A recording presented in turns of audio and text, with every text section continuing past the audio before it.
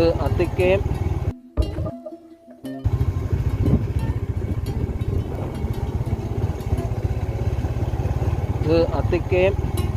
പൂനങ്കര റോഡാണ്. നല്ല വ്യൂ ആണ് റോഡിൻ്റെ താഴെല്ലാം കൈതത്തോട്ടം.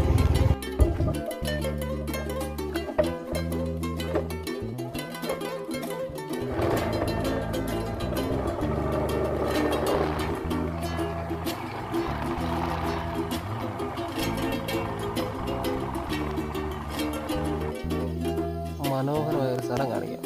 ഇതല്ലോ അടിപൊളി സ്ഥലം.